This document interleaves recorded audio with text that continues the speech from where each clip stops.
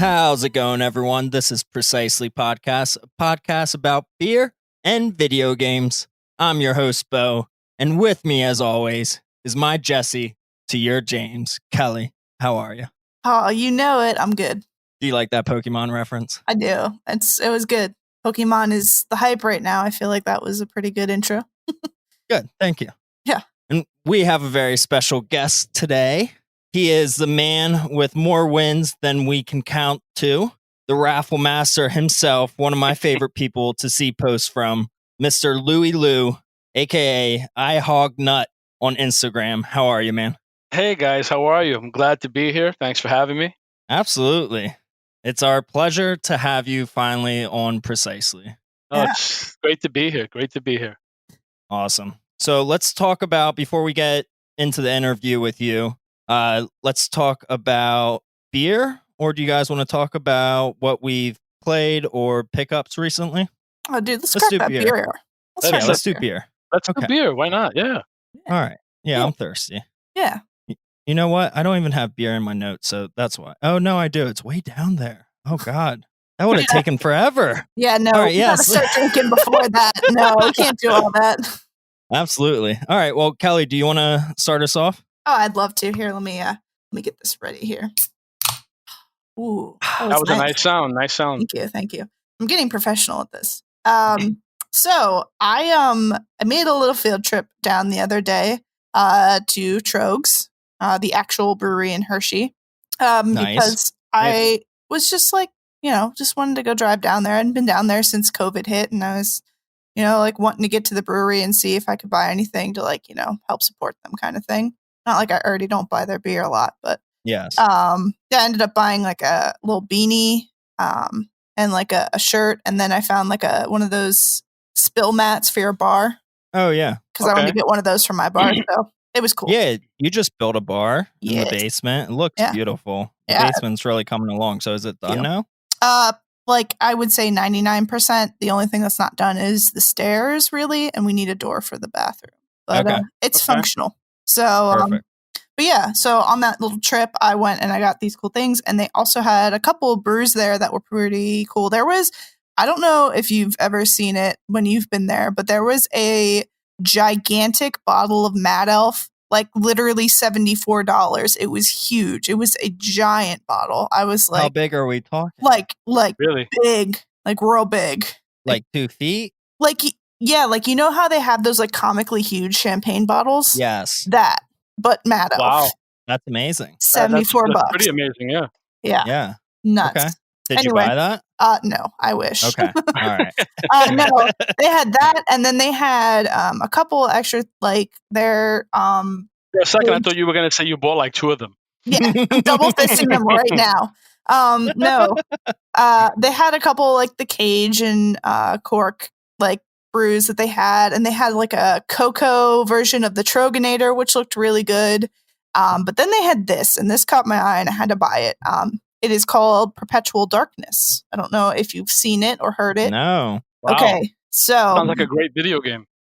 It does, doesn't it? It just is the can art is this like dark blue, like purpley night sky. Like it's just a bunch of white dots to simulate the stars, and then it's got a couple little, I guess they're like wheat leaves around the lettering. Anyway, it is a barley wine ale. It is 10.6%. You're gonna get drunk. Definitely. It was a 4-pack. I had one the other night. I was absolutely floored. It was amazing. It was so good. So it is. You got nice and smiley, huh? Yeah. It says it is a caramel rye Munich Pilsner pale roast and Vienna malt in there, and then it has the Bravo Chinook Citra Comet Nugget hops. And it tells me that I should serve it in a chalice, but I'm just drinking it straight from the can because, oh well. It says, what if? It's a question we often ask around here. What if Perpetual, which is their IPA, what if Perpetual were sort of dirty blonde barley wine? What if we toned down the bitterness and turned up the sticky citrus notes? Enter Perpetual Darkness, a hoppy candy bar of an IPA gone wild with a silky body and herbal resiny finish. We taste ripe grapefruit, grassy herbs, and candied orange. It is a really smooth beer. I just can't get past the name. I love the name. Yeah, it's really nice. Yeah, so their like flagship IPA is called Perpetual IPA for those that don't know. So this is like kind of they took that recipe, I'm assuming, and like tweaked it to make it this darker, less bitter. It still has like a little citrus hint, but like a less bitter, smoother barley wine ale. Interesting. Very. Yeah, very. barley wines are a different type of breed when it comes to beer. Like, Yeah. definitely higher ABV, and to me, like not like hoppy like an IPA, like a smooth, silky finish. Yep. And maybe like honey. Yeah. Usually. Yeah, I would agree. There's usually like a honey type. I don't really like I a mean, honey I could, taste. yeah, like I don't really silky like taste it in that. this one, but you're right. There's Okay. a lot of barley wines that are kind of like a honey finish to it. Interesting. Also, before we leave my beer corner, I got that Boomerang Parrot double IPA you got last time. Oh yes, That's yeah. my second one to crack on here. I had it the other night too, and I really enjoyed it. So, Well, So you I do pale like in it. comparison to what you're drinking, but Well, please tell us. yeah, I have coquito. yeah. I have coquito. That's I'm Puerto Rican, and that's a Puerto Rican drink, and it's kind of like it's a coconut kind of rum drink. Yeah. Mhm. And yeah, cream of coconut, Bacardi, coconut milk, some cinnamon, and you're good to go.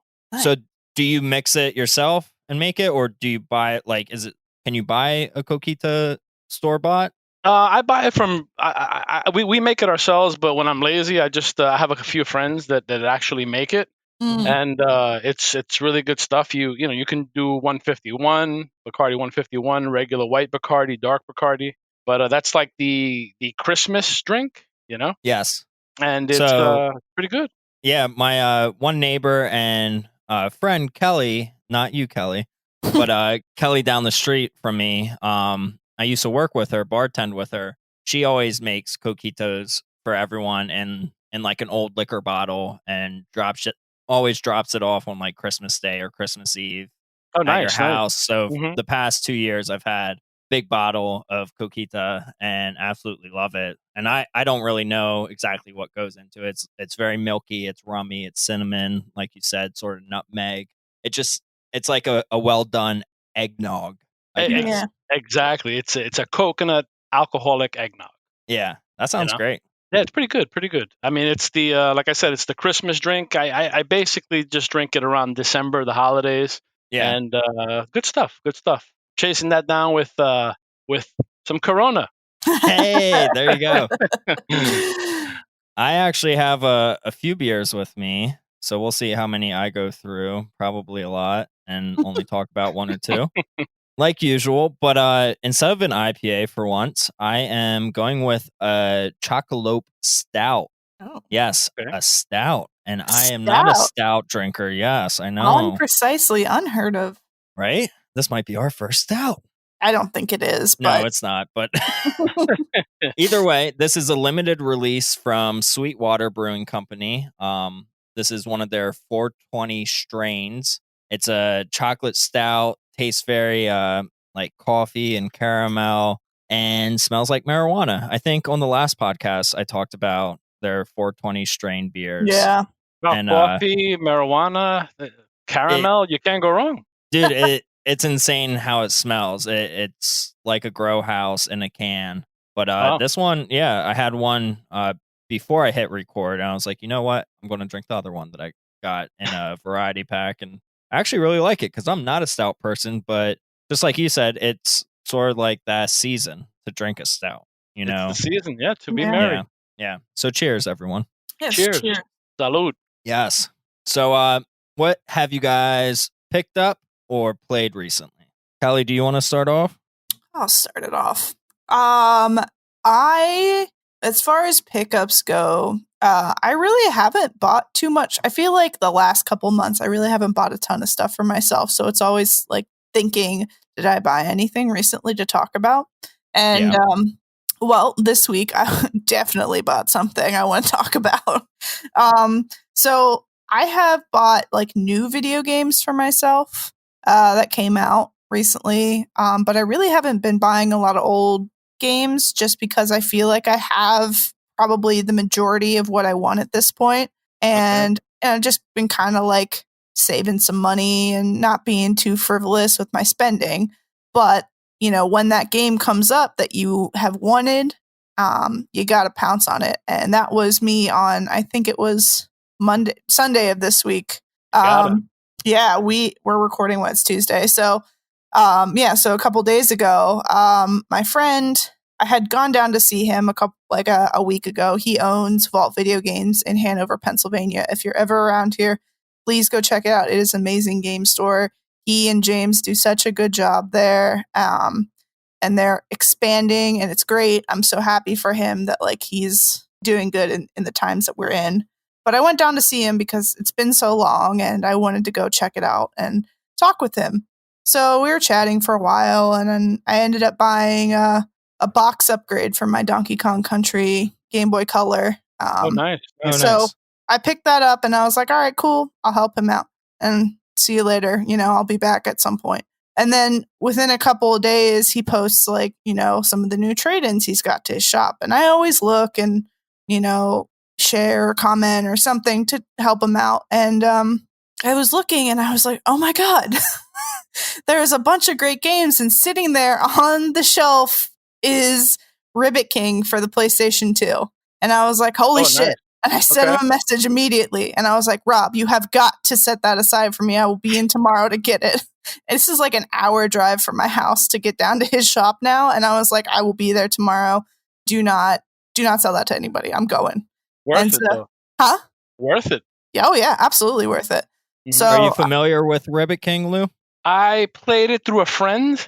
I have one of my friends who he's a big PS2 person, PS1 person. I'm not so much PS2, PS1, but I play stuff through him, and he introduced me to a whole bunch of stuff that I've never heard of before. Yeah.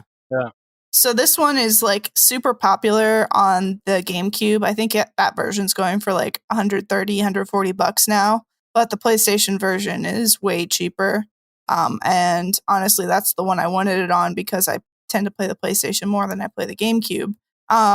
So I was excited when I saw that it was that one. So I headed down, I picked it up. It is a wonderful copy. It's got the manual. It's got like the registration card in it still. It's got a bonus disc. It's so clean. It's so beautiful. And I was just really excited because I haven't gotten to have a retro pickup in such a long time. And you kind of forget what it feels like to find something you've been looking for so long. And then you get it and you're all happy because you've wanted it. And it like, it's not like a cheap game. So you had to shell out a little bit of cash for it, but it was like totally worth it. Isn't that a great feeling when you find something in the wild like that? Yeah, absolutely. And like I could have bought that game on eBay, 6 months ago if I wanted. But the thing is, I usually don't. And I wait until either I see somebody on IG have it that I know for sale or I find it at one of my local shops because I don't know why. I guess it makes the hunt more fun for me. But yeah, I think so. I think that's what it is too. Like eBay is too easy. Mm-hmm. Yeah. I mean, if I wanted to, I could do all of it through eBay and I'd be done and there'd be no fun because you're just clicking the button. I love clicking that button. It saves you a lot of legwork, But yeah, when I want something, I'll click that button. But yeah, congrats to getting Ribbit King because we played it 2 weeks ago or 3 weeks ago, maybe a month ago. It's been like a month, yeah. Okay, and it was so much fun. It was the first time you played it, right? Yeah, when we played it at your house that first time, and then we played it like 2 more times at your house, though. Yeah, because we played it with Tyler, and then we played it another time. Yeah, I played it like at your house like 3 times, but it's a fantastic game. Fantastic game where you hit frogs and act like it's golf, but the frog goes a completely different direction every time, and it's just super fun, super exciting. Yeah, and it's got these like weird Japanese characters and stuff. And nice find. Super cute. Yeah. Thank you. I'm excited about it. So that's that's what I have picked up. As for playing, I am almost done with the campaign for Call of Duty Cold War. So I won't give any spoilers in case anybody's actually playing it and cares, but it's pretty good. I'm enjoying it. There's a lot of cool stuff going on. They had like a little callback to the very first Black Ops campaign. Oh, nice. Yeah, I was like, wow, that was kind of like, like unexpected in a way. But Yeah. I was pretty excited about that. But I've been taking my time with it and playing some multiplayer and playing zombies and stuff. But I have like one mission left on the campaign, and I kind of am just sitting on it until I find the right time that I want to beat it. I feel you on that. Have you been playing multiplayer at all? Yeah. Okay. Yeah, it's pretty good. I got to jump on. I haven't played Call of Duty in a while. I have the new one as well. I just haven't. I have to jump on Call of Duty again. I used to be so into it, and then I just kind of like started playing all my other retro stuff and put it to the side. I got to jump back on that. Yeah, That's fine. This one's good. I like it a lot.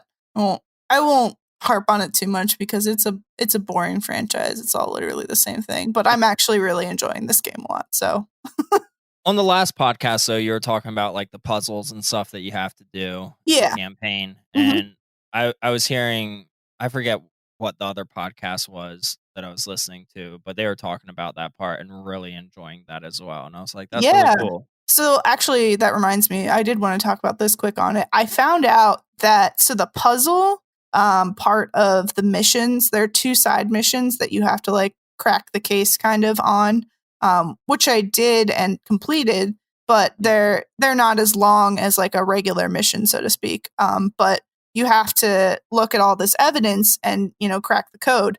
And apparently each game, each like person's game, I assume each playthrough they're different.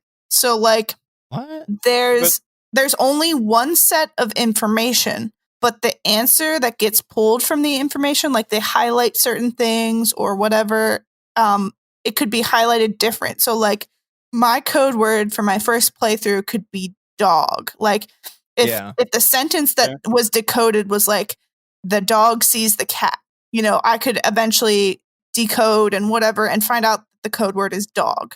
And then the next playthrough, I would still have that evidence that said the cat sees the dog or whatever. But then when I decode it, it could highlight cat, which means the cat would be the code word. You know what I mean? Interesting. So it's the same information. They just flip it so that there's different combinations that you can have like different answers. So like if we were playing at the same time and I told you like, oh yeah, the code word for this mission is, dog, you'd be like, no, it isn't. I tried it. It's not working. And that's because yours is different. So it's pretty nifty. I found that out. That sounds very interesting. Yeah. And they've been doing that since, probably the earliest iteration of that is Link's Awakening on the Game Boy with the last dungeon. You have to go to the library, read the book, and it gives you directions on how to get to the end boss. Right. Yeah. And each pattern is different depending on what game cartridge you have. Like I don't know how many different patterns there are. I never read up on that, but I know that you have to do it yourself to find out how to get there on your certain game file. Right. I think it's interesting that they did that though in like the world where you have YouTube and IGN walkthroughs at your disposal. True. Yeah. So it makes it a little harder. You do have to do some legwork even if you're using like a guide. So yeah, that's great. Yeah. That sounds a lot of replay value there. Oh, absolutely. Absolutely. Is that everything then? Oh, pretty much for me. Cool. Lou, how about you? I picked up, so I got the new systems. I had to jump on that. I actually got the Xbox Series X kind of by accident. Okay. I knew when it was going to be released. I just went on the website and I said, I'm going to click this, like, I'm going to refresh this about 5 times and just go to sleep. And I think on the 4th time, it was in my cart. I was like, holy shit, like, I can't pass this. Can't pass this up. And I heard, everybody's saying that it stays in your card and you won't be able to get it. And one try. Oh Yeah. man. One try, and I was like, and I thought I was waiting for the email saying, "Oh, we're sorry, we accidentally, Mm-hmm. had less inventory," and no email ever came, and Oh my god. it showed up on my door. I'm like, "Oh, okay, that was easy." Nice. Yeah, it was pretty What good. It was website did you use? Best Buy, Oh Okay. my god. There you go. and if I shit you not, it was the fourth click. I tell Yeah. people that they look at me like, "Yeah, right." I'm like, "It was the fourth click, I swear." And Honestly, I could have ordered an Xbox as well, and okay, I passed on it. I was like, nah, like I want the PS5, and by the time I looked at the PS5, they only had the digital version, and I was like, no, I can't. Like Mm. I'm a physical collector, so yeah, and the PS5, that was a different beast. That was the complete opposite story. okay, But I think I was refreshing. I started refreshing. I want to say, I think it went on like 11 o'clock or something, Oh, and oh I got a notification. I think I was refreshing till about 3 a.m.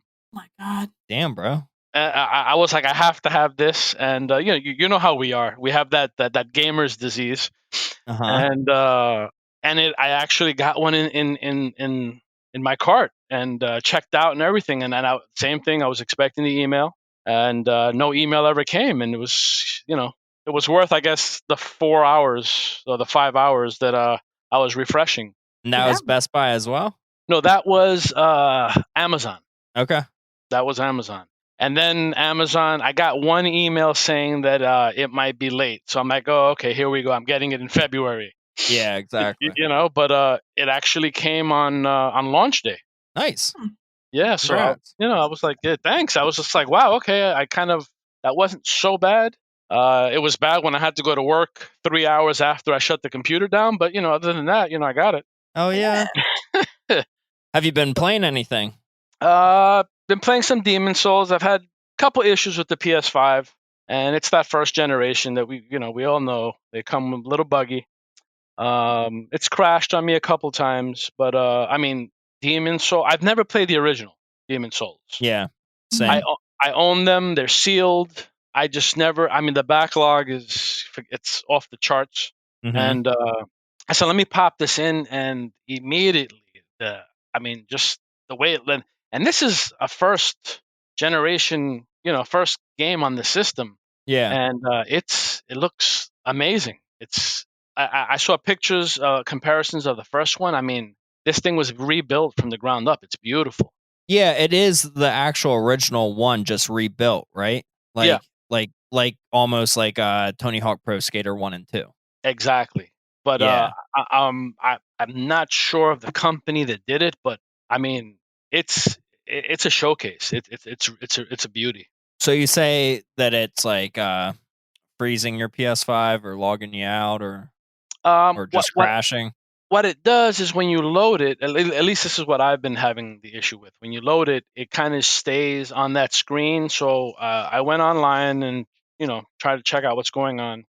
And right now, the fix, from my understanding, is when you finish playing the game, you take the disc out. Don't leave it in. When you leave it in and you boot up the PS5, that's where the problem is. So That's weird. yeah, Mm. that's very strange. And I mean, they're supposed to be coming out with a patch. I went to one of Sony's forums, and they're supposed to be coming out with a patch. Obviously, they're ironing stuff out, but I mean, so as long as you take it out, at least in my case, maybe other people are having different issues or no issues, but I have to take it out and then just put it back in when I want to play it. Hmm. And it's Hmm. it's hard as hell, like it always has been. That, like I said, I never played the original. I'm getting my ass handed to me, but Yeah.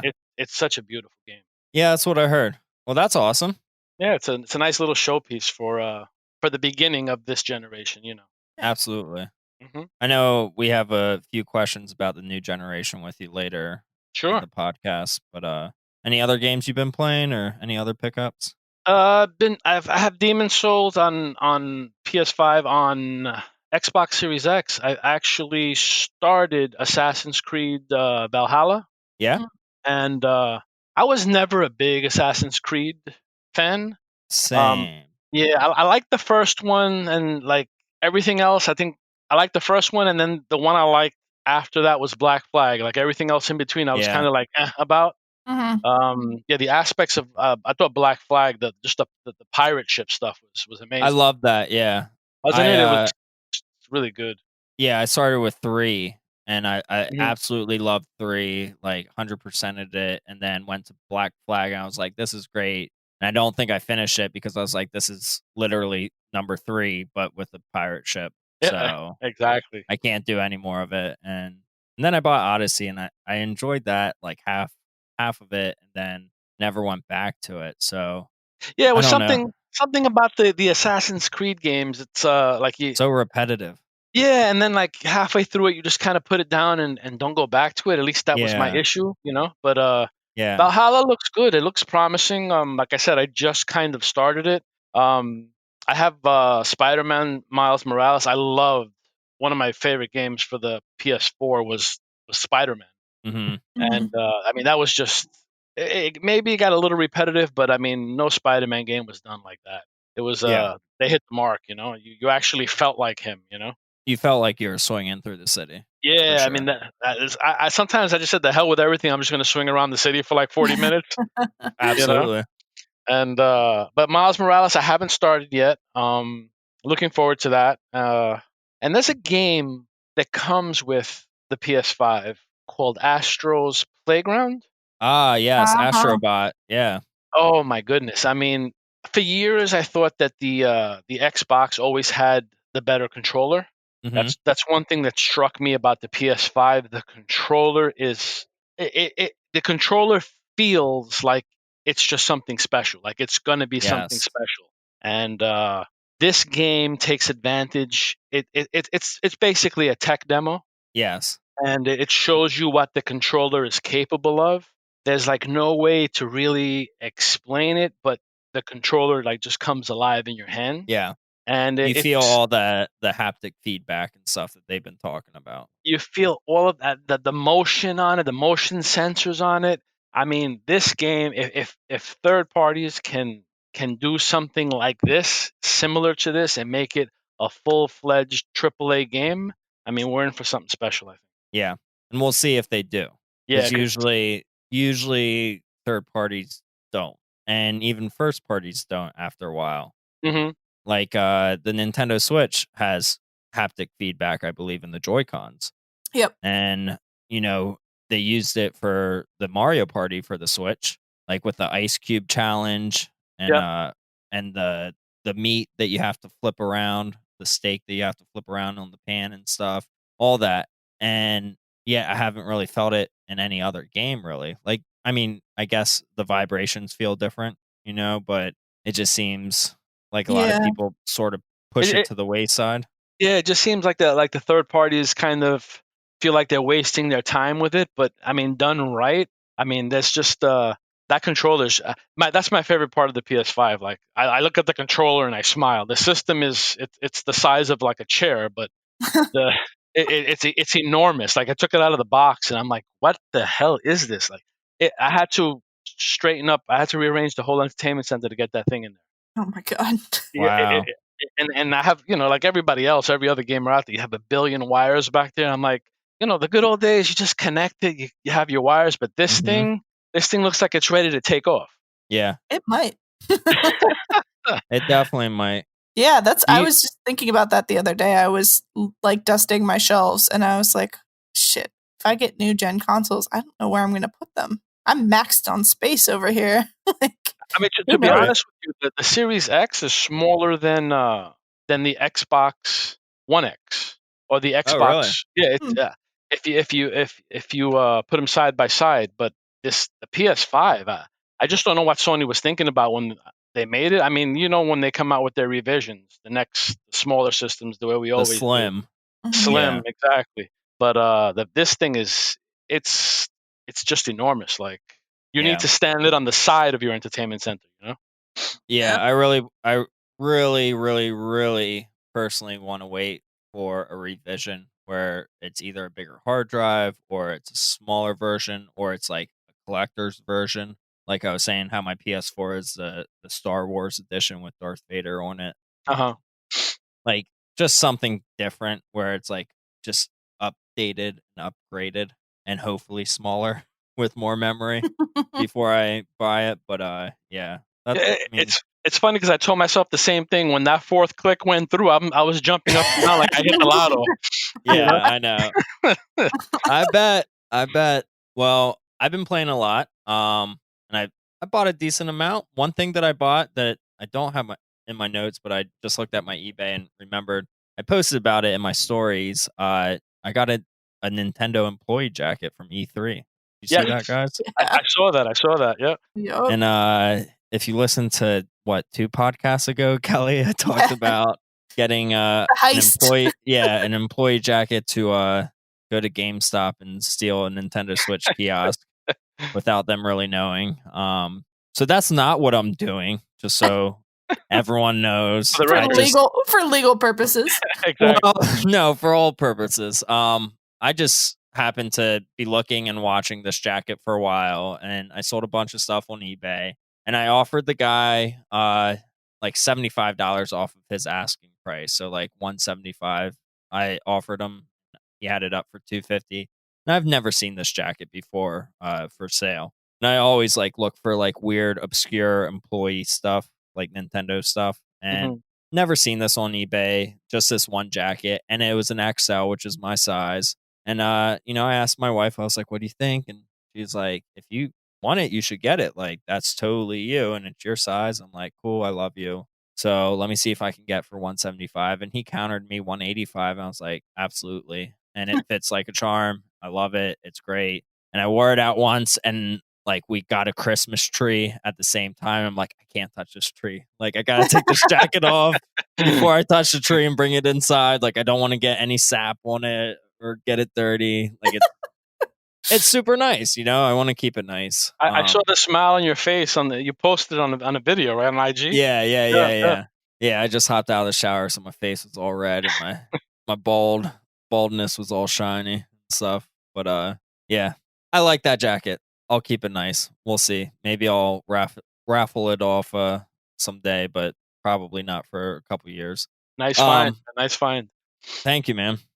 I have been playing Yakuza Like a Dragon, like I talked about on the last podcast, and it's phenomenal. Like I'm looking forward to playing more of it every night, honestly, and I think my wife sort of hates me playing it because I just like shut off from everything and just go hard into it. But I came across a kart racing game within the game where you can upgrade your karts. There's power-ups, there's weapons, there's all these eccentric people that try to battle you, and you have to race, and you race in Grand Prix. So I think there's like 4 or 5 different Grand Prix that you can do. I've beat 3 of them so far. And it's not like Mario Kart, and it's not like Crash, but it's very similar. Like it's slow at first, but once you get to the higher like Grand Prix, like it starts getting faster. There's a lot more power-ups. There's like you have like missiles and bazookas to like shoot out as weapons. Nice. But besides that, there was also this like really funny mission where this guy was naked around a corner, and he's like, "Hey, can you help me out?" And I'm like, "What's up?" And he like pops out of the corner, and he just has bubbles around his body. He's like, "I was just at the Soapland club, and my grandma called me saying that she went to the hospital, so I rushed out without getting my clothes, realized I didn't have my clothes, and they wouldn't let me back in, and now I can't buy clothes, and can I have your clothes?" And I'm like, "No, man, you can't have my clothes." Like, what? So you have to take him through the town to a clothing shop while all these like people are like spraying water and stuff, so you have to avoid them. Oh my god. It's so ridiculous. Yes, bubbles. Exactly. Yeah, Wow. they're like, yeah. So it's like a small little quest to get to this clothing shop. He goes into a clothing shop, gets kicked out of the clothing shop for not wearing clothes. Like these bubbles have been on his body for like an hour now, if not longer. And dude, just on that mini game, now I have to buy this game. Yeah, dude, it is insane. Have you ever played a Yakuza game? I have not. I was about to ask you. It's amazing. So all Yakuza games just really highlight what Japanese culture is like, I feel like.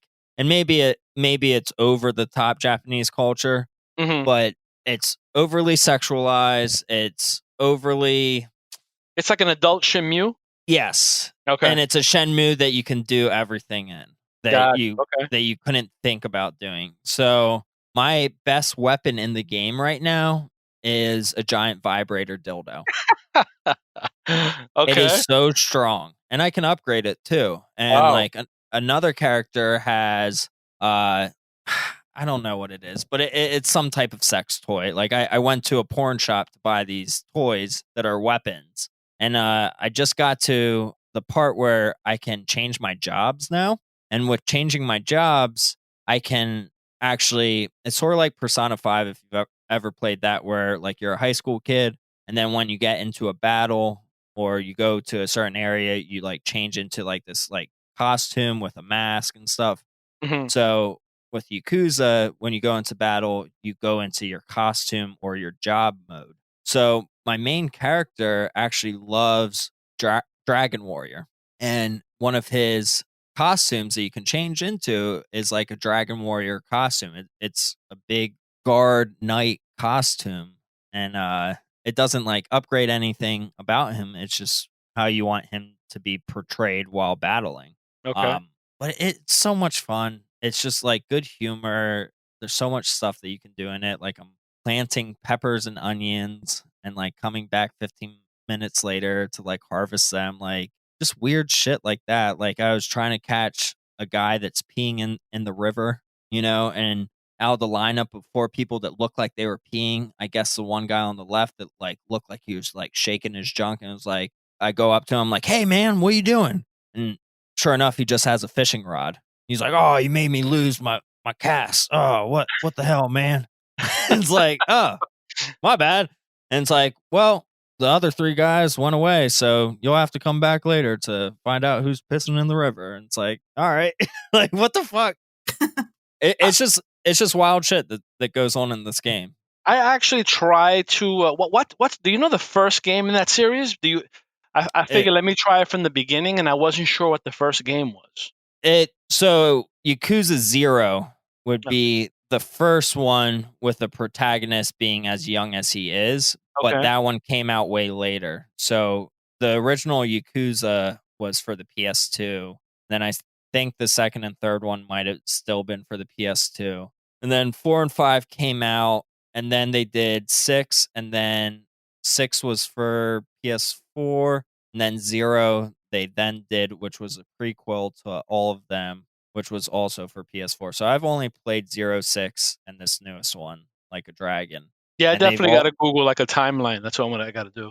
Yeah, but at the same time you'll be very Yakuza out if you try to play them all in order, I feel like.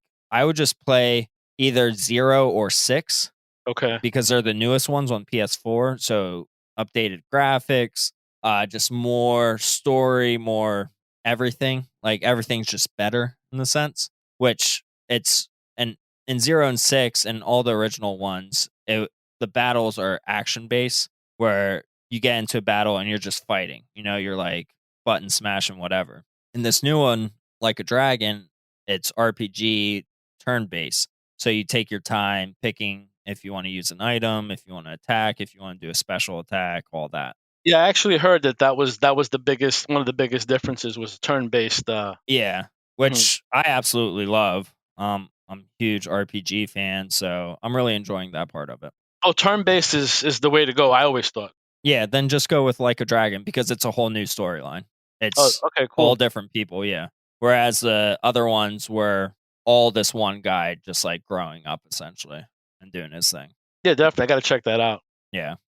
So besides that, my wife and I beat our last Grand Prix in Mario Kart last night and got a 3-star in it. Finally, it was like the banana cup. It wasn't even the hardest one, but it was in mirror mode and super ecstatic. We were like cheering and clapping, like 2-hand claps on the couch, just so happy about it. Nice. Because we must have played that Grand Prix like 100 times, and if you don't get first place every level, you don't get 3 stars. So every time one of us would get second place, it got first place on the first level, and then we got second place, we would just be like, "Oh, we quit." So we finally did it. We didn't get anything from it. We still have the 200cc to complete, but we were very happy about it. You have the knowledge knowing that you did that. Yes. You know? So from mere to 150 to 100 to 50cc, everything's 3-star now. We just now need to do 200cc, which might take a really long time, but eventually we'll do it. Nice. I've also been buying a lot of Legos. I'm Oh. hooked on Legos. I know Kelly, you and Scott build a lot of Legos. Yeah, welcome Lego to fans? Legoville. Yes. Yes. Yeah, so I've been buying Legos for my niece, and my wife, when we were at Target last, was like, I want to build some Legos with you. I'm like, okay. And we picked out a Harry Potter castle set, like medium size, I guess. Mhm. And started building it and really like it. And now I bought the Harry Potter advent calendar that we've been doing every day. Cool. Joined that. And then last time we were at Target, I bought the Harry Potter train set, Oh my. express set. Yeah, I don't know. It's not like a whole like train, but Oh. it's like the 9 3/4 Oh, okay. station. Been And cooler it's if it was big. the whole train. You could like put Oh it in yeah, your it'd be Christmas dope. tree and stuff. That'd be cool. Oh, Get the it'd whole be so Harry cool. Potter vibe going, huh? Yeah, so doing that, I got some Lord of the Rings, Harry Potter, or Lord of the Rings Legos coming in for Jeez. Christmas. Yeah, I know, I'm hooked. I don't know why, but Well, doing I that. have to say there is nothing like sitting down and building a Lego set with your significant other or somebody you're close to, like a family member or a close friend. It's a really fun time. Like I remember one of the Yeah. first things that we did when we first started dating was like the first weekend I ever stayed over at his house. Like we went to Target and we each bought a Lego set and we like put on a movie and we built our sets and like drank wine and just that was like our evening and it was so That's fun. awesome. That's It was awesome. so fun. Like It's I so don't nice. it doesn't even have to be an expensive set. It was like a $20 Lego set, like it Yeah. wasn't like a big old massive Millennium Falcon or anything, but yeah, and we still like to do that to this day and Lego has always been something that Scott has loved and loved to collect and he loves to build it and every year we get the Star Wars Lego Advent calendar. So we've been Nice. doing that.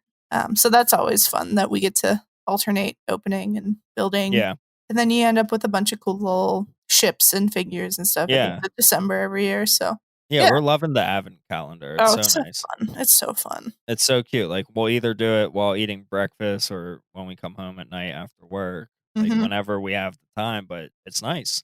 Yeah, Yeah. me and my wife, we're not into Legos, but what we like to do is puzzles, Yeah. Okay.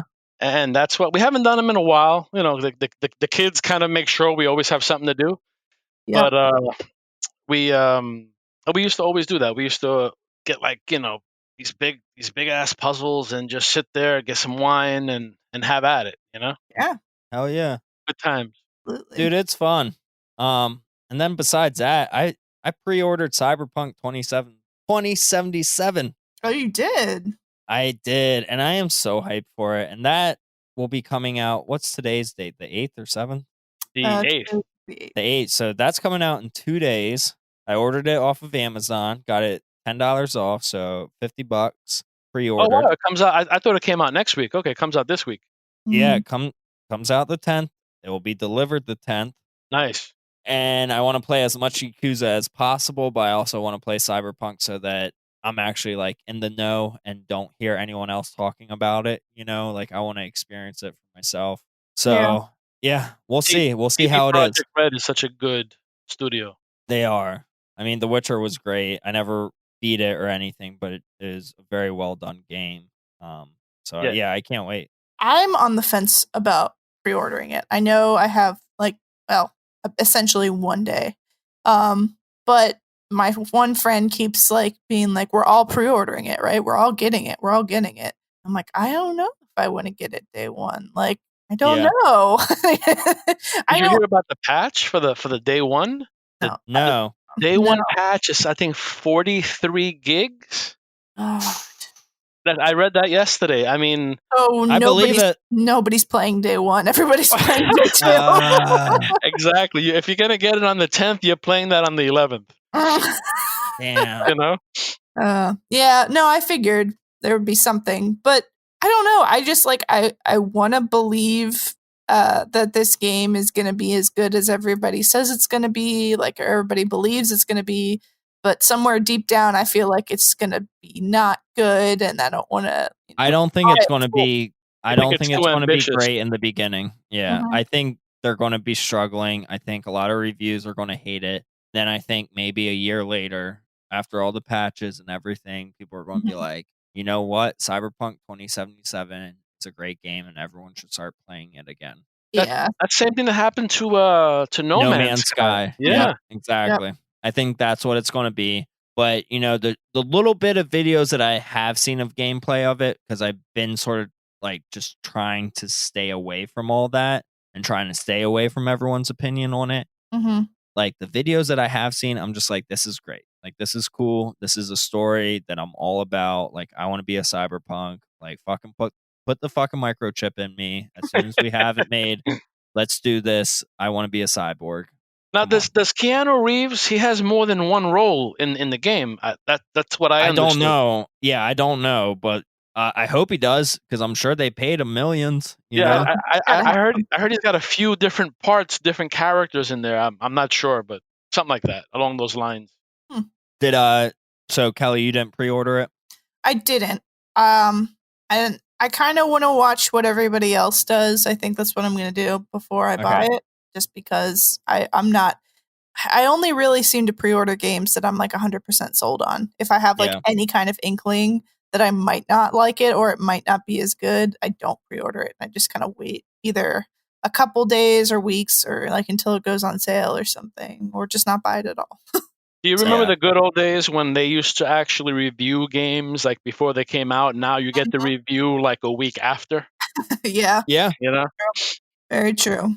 And that's one thing I heard about Cyberpunk is that a lot of review copies didn't go out. So a lot of people are thinking that it's not going to be great because they're trying to hide something. And the review copies that did go out, people are saying like people with epilepsy might have problems with this game. Oh my God. That? Oh, wow. Really? Yeah, they were saying like, I think I was briefly reading like an article earlier today when I was like making dinner, and it was something along the lines of one of the reviewers literally had epilepsy, and it like there was something that like triggered an episode, she said, and she was like I have an early review copy of this game, and I'm not like giving you a review right now. I'm just telling you if you have epilepsy, this could potentially be a problem because it was a problem for me. And everybody was like, how dare you bash this game without giving it a proper review? And I was like, the girl literally has a medical issue. Like, give her a break. Like she had a seizure, so like, how can she review it? She's scared to play it again. The nerve of you having a medical issue. Right. Yeah, I mean, like, she's trying to watch out for other people who may have already, put a down payment on it or are planning to buy it. Like, maybe don't if you might have a problem with it, like, no. That's the same thing with, remember when the reviews for Last of Us 2 came out? Like, God forbid you said you didn't like it. Oh, yeah. Yeah. People were like, oh, we're boycotting your magazine or your website. It's like, when did reviews become this way? It's like, everybody has an opinion. Yeah. And people seem to forget a review is an opinion. Yeah. Yep. Exactly. You have to be able to take a review and realize that it is another human who has different views than you, and they're giving their view based off of what they know. It's not, it's not your review. Somebody's writing for you, obviously. Like, exactly. Yeah, I wish they did do more like reviews and stuff before games, like at an earlier time before games came out. Because I feel like you get it like the week before the game comes out. Maybe you get a couple reviews, but I wish like the month previous, then I could be like, I get to decide if I want to spend $60 on this game, or if I want to wait, or if I don't want to buy it at all. Based on all these other reviews that came out. Exactly. So. It's not it's not rolling the dice. I mean, how many times have you got burned saying, something that looks really good, and then you bring it home and you're like, oh my God. And then the review comes out 2 days later. Yeah, and exactly. Like, oh, if I only read this beforehand, but. Right. Yeah. Well, they want to sell more copies. I get that, but I don't. Capitalism. Yes. Yeah, really.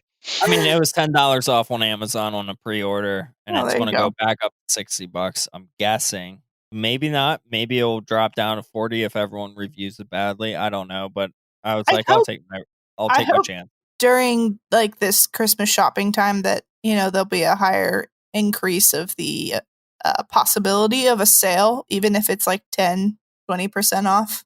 Just because it's holiday shopping. Yeah. Well, lately you're seeing, I mean, in the past, for any kind of price drops, it had to be, remember when it was like months? Now you're seeing Yeah. like 3 weeks after a game drops, Yep, it's like absolutely. $15 less. Yep. Yeah. I remember Beau when they said, like, when you bought Dreams back whenever that was, and then it was literally like 3 months later, and I was like, oh, I'd look at it if it had the $20 price point, and it was 3 months later, and it was at the $20 price The $20 point. price point. Nice. And I was like, now it's been there. It won't move from like $20. Like, no, you can't go cheap. But yeah. How do you guys feel about the the new what is it, $79.99 or no, it's $69.99 for next gen games? Oh, Is yeah, that I a did see thing? that. I did see that. I think the new 2K was $69.99. Yeah. Yeah, I heard like EA games might be that much, but like other games aren't. Like I heard like either Xbox CEO or PlayStation CEO was like, no, that's untrue. Like we're staying at $59.99 for first party, but Mhm. I think it all depends on the publisher. I'm pretty sure I saw the GameStop ad that hit my email that was like when they were advertising the new Call of Duty, and I'm pretty sure it had the new consoles, the new gen was 69, and then Xbox and PS4 were The 59. 59. Yeah. So I don't know, or I don't know how that's working, or what their plans are with it, but I'm pretty sure you're right that I did see that. Yeah, that's pretty. That's getting to the point of a little insanity there. Yeah. I mean, and then you're gonna have collector's editions going for what? I mean, collector's editions now, last gen, were going for 150, 200, Mm-hmm. Oh yeah, 250. Yeah, absolutely. 450. I think I saw for a Shenmue collector's edition. Jeez. Yeah, it's That was pretty limited run. ridiculous. Yeah. Oh, jeez. Yeah. And the other thing is, and I actually just had this conversation with Scott the other day. Is at what point do we get to the point where consoles are $1,000, like out the door? Like that's $1,000. People are building PCs for that or less. So Probably next generation, honestly. right, like Yeah, I would think home so. consoles are going to get to the point where they're $1,000 price point retail, and that's kind of crazy that you're paying that much for a console, like a home console, not a computer that has other functions, but Did you just a see? game machine. Did you see the price of what is it? The Xbox Series X. If you want to run Xbox Series X games, if you want to save them and you want them to run the way they're supposed to, you're supposed to buy their SSD, Mm-hmm. and that's $220 Yeah, that's ridiculous. for storage. We're getting into the realm of insanity here. Yeah. Yep. And it's going to soon be cheaper to, unfortunately join the PC master race. Like, there's going to be no console PC wars anymore. Everybody's just going to be buying PCs because it's cheaper, and you get the ability to play a game, and you get the ability to do other stuff because it's a computer, and it's just going to make more sense at some point. And that's And going to at be the same unfortunate. time, PS3 though, when that first came out, that was $100 more than PS5. Yeah. You're actually At right. Yeah. 600. Yeah. Yeah. So it's sort of weird that we dipped back down to 500. I don't know. I Yeah. think consoles are a weird thing to sell because the the makers of them aren't making that much money off of it. Mm-hmm. They're more so relying on the sales of the video games. Yeah. So they want more people to buy them, but right now because of COVID, they couldn't produce that many. So it's Well, like this weird balancing act. Well, you know that because of COVID, I mean, obviously, digital sales for the first time outnumbered physical sales, Mm-hmm. and that's which Yeah. is understandable. Who wants to go to the store, especially in the middle of the pandemic a few months ago? But now I just feel that this is the opportunity because that they've been wanting to go digital. Right.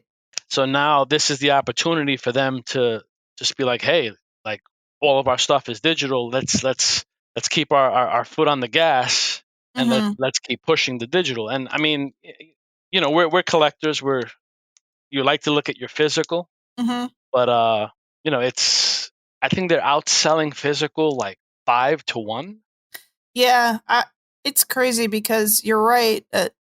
People are always going to be collectors, and people are always going to want their digital media format, whether that's a movie or a video game or whatever. But this digital age, this immediate download, it's crazy because you have so many kids who are growing up that it's just instant gratification for a Mhm. digital download.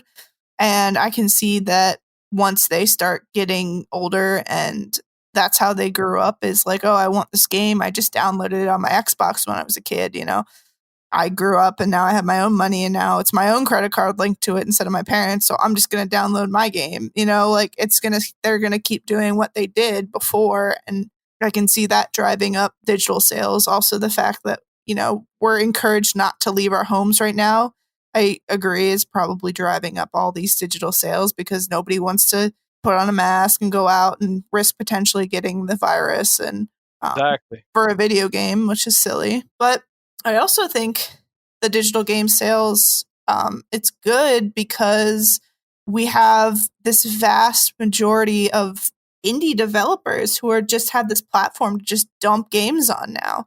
And then you're getting access to all these cool, weird titles that probably wouldn't have never gotten released on like a major On physical, yeah.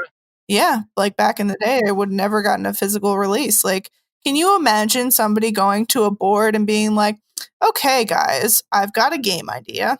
It's a multiplayer game, and you're all these little weird aliens, and you can change your hats, and you're all going to be on a spaceship together doing tasks. And then somebody's going to try to kill everybody. And they'll be like, no. But Among Us is like a huge game right now, and it's a digital format. Like, people love it. And so I think that digital is definitely rising for many, many, many reasons. And I don't want physical to go away because I love physical, but I think digital is eventually going to be a big, big majority of the video game world soon. What's funny is that with the digital sales, like I said, I think it's 5-1. They're outnumbered, but if you count the consoles that have disk drives, they actually have sold.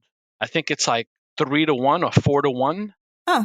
over the. So it's the numbers are weird. It's a People very want to have the option. Yeah. yeah. And if you got all these digital numbers going up, but everybody wants the console with the disk drive. It's very odd.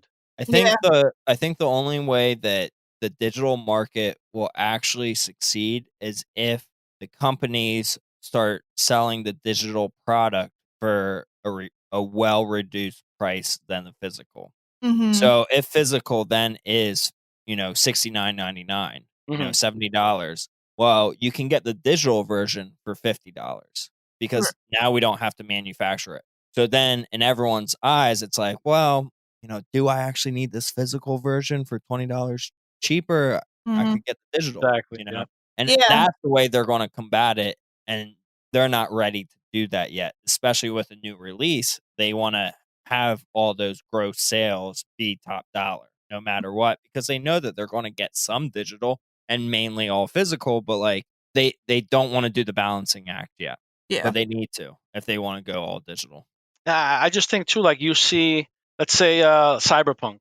Obviously in the beginning, the digital one's going to be the same price. It's a brand new game. It's a hot game. But it just seems to me that it just takes so long for that digital price. And when it does go down, maybe it goes down by $10, $15. It should be a lot less. Yeah. Also, you have the fact like if you buy a digital game, you can't trade it in, to like GameStop or something. Exactly. So exactly. That's also gonna. I mean, it's already dying, but it's also gonna kill that store.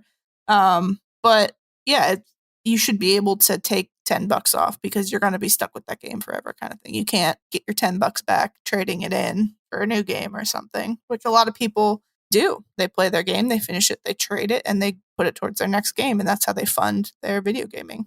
And I know GameStop has we all know GameStop has a million issues, but I would hate to see GameStop go under. I mean, besides GameStop, what other store do we have? Right. And that's the thing is there's so many people who live in America that aren't near major cities or places with, mom and pop retro video game stores or video game stores and Mhm. all they have is GameStop. So are you going to drive 2 hours to get a video game because that's the nearest, store after GameStop closes that's 30 minutes away or something? No, you Like, go on Exactly. Amazon. right. Yeah. But it's going to kill video game stores in Yep. general. I Well, mean, it's going to kill GameStop, Yeah. I don't yeah, not that's not the only. necessarily mom and pop. Yeah, mom and pop. I mean, you're always going to have that little niche, but GameStop, like Kelly said, there's one every other block it seems, or what Yeah, they used to be. But it's a cool thing walking into a store and being surrounded by your hobby. Yeah. mm, There's yeah. something to be said for that. Yes. Yeah, nothing. I'm I mean, nothing yeah, beats fine. that. I'm fine with GameStop closing, honestly. Are you really? Yeah. Oh, absolutely. Yeah. They don't treat their employees right. They're a corporate business that is just for the dollar amount. They want to maximize their dollar, which every capitalistic company wants to do. But GameStop just does it wrong. I feel like in a lot of ways. Yeah, they do make a lot of mistakes. A lot of mistakes. So, like, if you ever order anything online from GameStop and it's used and it's a disc-based game, you're getting just the disc with just a random DVD case. Like it's not the actual artwork. Mhm. Doesn't have the manual. If it had that, like, and they don't ever say that. They don't state that anywhere. Like, hey, this is just going to be the disc with this. It's like, oh, this is what I'm getting. Thanks. Like, I don't know. Fuck GameStop, honestly. Yeah, their biggest thing too. I mean, I love GameStop. I love a store dedicated to what I collect, my hobby. But I mean, those trading prices. I mean, that's everybody's gripe. Yeah, I mean, I rarely trade stuff in, but when you just don't want it anymore, like you're better off selling it on eBay. absolutely. You know? Well, let's get into the interview with you, Lou, because we're already an hour deep into this, Oh Sure. man. which I love. But yeah, Time flies when you're having fun. exactly. And when I talked to you yesterday, you're like, I don't know if I'll have enough shit to talk about, and I'm like, yeah, you will. And You're right on that. yeah, we've definitely been talking, so it's fine. So let me start it off with everyone's question. Where does the name I Hog Nut come from? Okay. I've been asked that a million times. Yes. I think the first person that asked me that was Darth Plato Okay. on Instagram, and so back in the day, I used to play D&D. Okay. I wasn't a big. I mean, we played it for shits and giggles. We weren't like big D&D people. We just let's have beer, let's play some D&D. What the hell? So we created characters, and I created a barbarian, Mhm. and his name was Hognut. I said, okay, I'm going to name him Hognut. And playing D&D, every time we encountered this group or we encountered this dragon, or you meet these people, I would be like, I Hognut will, hit him with my axe. So I will use my potion, and that's the origin of I Hognut. I love that. So, is it just a random name that you just chose? Yeah, we would just Okay. we were kind of piss drunk, and Yeah. we said let's create some names and for our characters, and I don't know where it came from. All right. I love that. Hognut was born. Yeah, The hog. That's great. and I have these friends from back then still. They call me Hognut. That's great. That's amazing, Lou. Yeah, I love and that. that's where that started from. I That's think it was Darth Plato that asked me that, if I'm not mistaken, a long time ago. Okay. Yeah. I love it. awesome. All right. So, what is your earliest memory of gaming? My earliest memory of gaming. I remember my cousin calling me over. He lived in an apartment. We lived in a building complex, and he was on the other side. And he called and he said, my mother bought me the Atari. Mm. And we had seen advertisements for it, in like in magazines, like when my uncle would read his father would read the newspaper, we'd see like little advertisements for the Atari 2600. Mm-hmm. So I believe it was Christmas time, and it was Christmas Day, as a matter of fact. And he called me up and he said I got the Atari. So naturally I ran over there and we played. It was Pong. Oh yeah. It was Pong, and he had Combat, Mm-hmm. and I swear to God, we played that until like dinner. Oh It was yeah. it was early morning. We played that shit all day. I mean, Pong was. People look at Pong today and they're like, "What the hell?" My son looks at that and he looks at me like I'm a caveman. But Pong was the shit. I mean, that was a game changer. I mean, it's Oh, such yeah. a good game. Yeah, Pong was It's amazing. it's still a great game. I mean, graphically, no, it's very simple, like very, very simple. But Yeah. it's still a very competitive game where you have to have two people playing, right? Like, I guess you can play You can play computer, but Yeah. either way, like it's a very competitive two-person game. You Oh know? yeah, and when he threw Combat in, forget it. That took us to another like stratosphere. We were like, the tanks and those state of the art graphics. Oh my god. Oh, yeah. So, when did you first get into collecting? I would say probably around maybe the Super Nintendo. Mhm. Okay. Super Nintendo era. I started, I started getting games, and I just, you take care of your stuff. I started taking care of my things and putting them on shelves, and that was it. That's I mean, Mhm. from the Atari on, I was hooked, and I remember the first system that was my cousin's uh, system. The Mhm. first system that I ever got was a ColecoVision. Oh wow. Yeah, and it was I forgot when exactly, but my mother was a single mom. She raised me and my sister, and I think it was my birthday. And she turned around, and I turned around until I wanted a ColecoVision. I think at the time it was like $175, Mhm. and that was a lot for her. Oh, yeah. But And what year was that? it was when it first came out. I believe Like late 80s, right? I think it came out like in I want to say 82 or 83, Oh something wow, early around. 80s. Okay. Yeah, around that time, and I was probably about 12 or 13, and my birthday came, and boom, the ColecoVision was there. Ah. And I remember, like, I wanted to get on my hands, and I was like worshiping mom. I'm not worthy. I'm not worthy. And she, yeah, the first game with the ColecoVision was Donkey Kong Jr. Yep. Oh really? Oh Wow. yeah, and that one and Time Pilot. Mm. And I mean, I played those games till my fingers bled. That's Uh, awesome. yeah, it was. I'll never forget that. It was great. Awesome. So, with your collecting though, and the boxes and the shelves, you were keeping the boxes? I was keeping the boxes. I've always been. I'm a hoarder. I'm not gonna lie. I think I've Okay. always been that way. My wife looks at me like I have instructions for shit that we've thrown out, Mm. and she's Yeah. like, "Lou, we can get rid of this box of manuals for like the VCR." You Yeah. know? And I've always been that way, and I guess that's maybe video games made me that way. Like I didn't want to throw anything away, Mhm. and yeah, I think that started from that. Okay. To be honest, That's awesome. That's a Cuz good yeah, habit. a lot of people in like the Super Nintendo era traded in their Super Nintendo games oh, there were for like believe me, for yeah. I mean, Xbox or PlayStation or whatever, you know. there were times, when I was younger, I wasn't working, and sometimes, like I said, mom was, she had to raise two kids, so if I wanted a game, I had to trade one. Yeah. And that killed me to trade anything. But Mhm. sometimes Funkoland, Yep. Yep. Funkoland, yeah, and we had this video game store by us in Queens. It was called Leisure Video, Mm. and they rented games. But what they did was, if you wanted to trade a game for one of theirs, they would do that if they had like doubles or triples. Mm. So Oh nice. that's what I used to do a lot. And then they turn around the game you traded, they would just put that on the for rent shelf.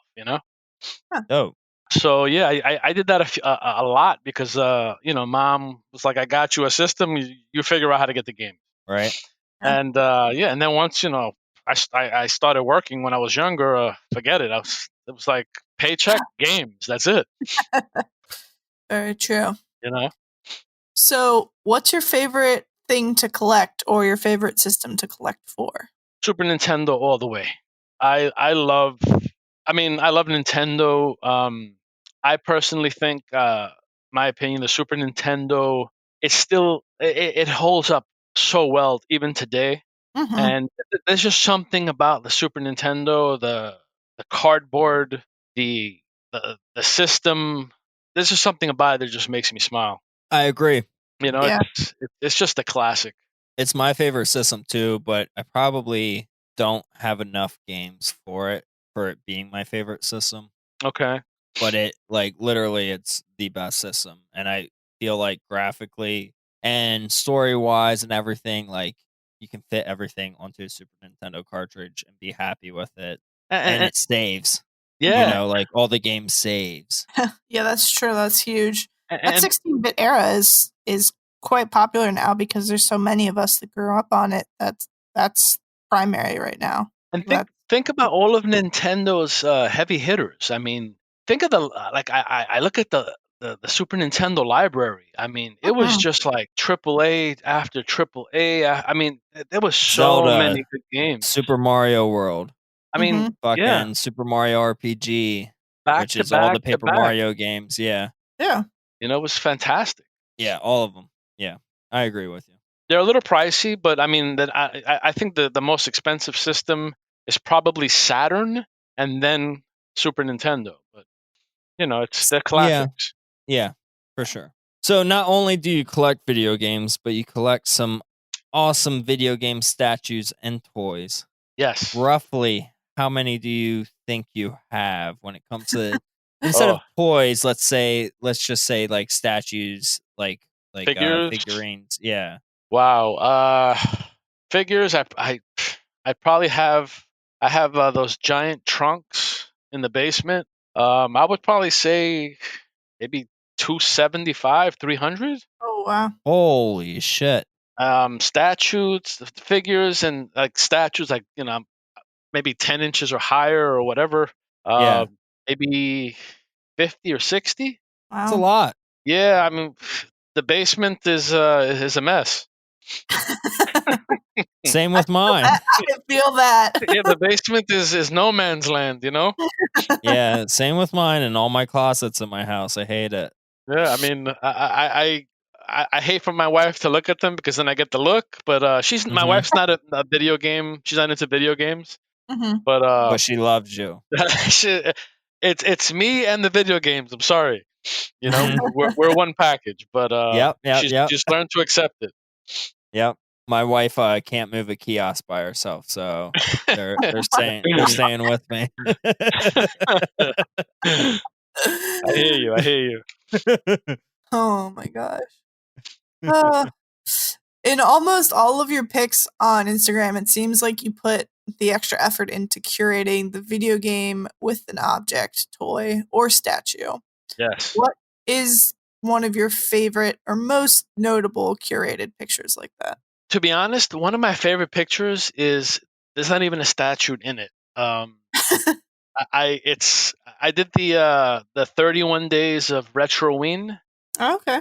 Yes, you And, did great on that too. oh, I feel like a lot of people on Instagram will try those 30 days of whatever or alphabet of retro games, and they're like, "Oh, here's A through Z all in one pick." yeah. You did great on the Halloween one. Let me tell you, it was. I think I missed. I think 5 or 6 days. It was like, and between that and work and family, it was like Yeah. so hard. And what I would It's so do, hard. oh, I would. My wife, I have a little notepad, and I'd sit there, and she'd be like, "What are you doing?" And I'm like, I'm writing ideas for this picture that I want to post in 2 days. Yeah, And that's how you have to do it. yeah, and I try always to be 2 or 3 days out. But there's this one picture. It's for Castlevania Symphony of the Night. Ah. It's it's a vampire biting the cartridge, and you see blood dripping down from the Yep, cartridge. Mm. I That remember that vampire one. is my wife. Oh. And I was like, "Listen, I need you to help me out with something." And she's like, "What?" I'm like, "I need you to bite this CD." And she's like, "What?" And it worked out. That's one of my favorite pictures. That's That's so awesome. cool. I always try to do the A to Z, like the February one that they do, because Okay. I always like that one. Hmm. But I agree. I always feel like with life, like stuff just happens, and then all of a sudden you're like 3 days behind. And you're like, shoot, I totally forgot about that, and like you're Yeah. like running around trying to take a picture, and you have all these immaculate ideas in your head of what you want to happen, and then like the day comes, and you're like, oh no, I didn't take a picture, and here we go. I'm just gonna post this like half-assed picture because I forgot or something came up, and then you're like really sad. So I feel like maybe this is the year that I really go all into it, that I really want to, because I always have ideas, but I've actually like we've had plans to do stuff, and like I put down like on this day I'm gonna go to the backyard and shoot and shoot and take a picture of this. I'm gonna do a little zombie thing there with Resident Evil, and I've actually canceled plans. And I told my wife, no, I'm doing this today. And my wife is looking at me like, can the picture wait till tomorrow? I'm like, no, I checked the weather. It's gonna rain tomorrow. I need to take the picture today. Oh man. Yeah, and it's gotten like that lately. It's gotten to that point. But I mean, I just love doing it. I want people to be entertained by the pictures. yeah. Well, you were telling me a story yesterday when we did a practice run, and I would love for you to tell that story again to Kelly and all of our listeners, if you don't mind. The castle. Yes. Okay, I had I believe it was Final Fantasy 3, nice CIB copy of it, and I'm thinking, how can I represent this picture? How can I make this thing special? And I was blank. We went shopping we went to go buy dog food, and it's a Petco, so we passed by the aquariums, and they had this giant castle. I mean, this castle, like, it was for something like, I think, an 80 or 100-gallon fish tank. It was enormous. So I saw that and didn't think nothing of it, and we left. And then when I got home, the light went on. It's a castle, Final Fantasy. Damn, And so you drove back to this place a few times. I went back, and I come back home, and my wife is like, "What the hell is that?" And I'm like, "It's a castle for the Final Fantasy picture." And she's looking at me like I lost my goddamn mind.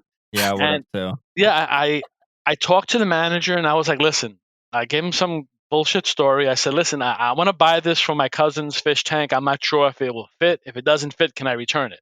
So he's like, "Sure, as long as you have the receipt." And I just wanted this for the picture. So I took my picture, and to be honest with you, I don't like the way the picture came out. So there it is. I look at the picture, and I'm like this. I still look at it, and I'm like, there's something missing. And but I tried. I Definitely tried. You know, Yeah. So you returned the castle the next day. I returned the castle the next day. I'm saying, "Oh, dude, I'm sorry, this didn't fit my cousin's fish tank." He's like, "Okay, no problem." That's so funny. But I have another picture that gave me inspiration from that same, from the pet place. I took a picture of SpongeBob, and I actually have a small aquarium, and I have the pineapple, and I said, all right, I'm going to submerge this game into the water with the fish swimming around it, and I wrapped it up in plastic really well, and the plastic didn't hold. Oh And no. stupid me, I didn't take the disc out. Oh. So Bro. yeah, so it got ruined. But I mean, I got the picture. I love the picture, and I actually like that one better than the castle. And that was a SpongeBob game or what? That was a battle for Bikini Bottom, Oh my god! And he ruined it. and I ruined it. Yeah, great picture though. I'm staring at it right now. I love the picture. I just love the picture. Gotta do it for the gram. Gotta do it for the gram. So, I mean, you're big on Instagram. Like, I love seeing everything that you post on it and stuff. And I know that you've grown your collection since you started on Instagram. Mm-hmm. How big is your collection now, or how big has it grown since you've been on Instagram? Last time I counted, I mean, I got stuff in the basement, but I mean, it's getting to the point now where I'm thinking about, because I have a 2-family home, and my mother lives downstairs, so she's got stuff in the basement. But I'm actually that's one of the projects I'm going to start very soon is converting the basement to like a game room. Hmm. And I talked to a lot of guys on Instagram, a lot of people on Instagram, and they're like, Lou, why don't you just convert it to? And they show me pictures of their rooms, and that's what I'm trying to do now. But right now, I mean, I don't collect a specific thing. I have pretty much games for every system, and my collection is so unorganized. But I have a lot of stuff. I've never counted it. Yeah. Never counted it. Thousands. I would say maybe in that realm. Yeah, Yeah, 1,000. Wow. I have a lot of stuff. Yeah. Beau knows he comes and sneaks in your house. Took all your stuff.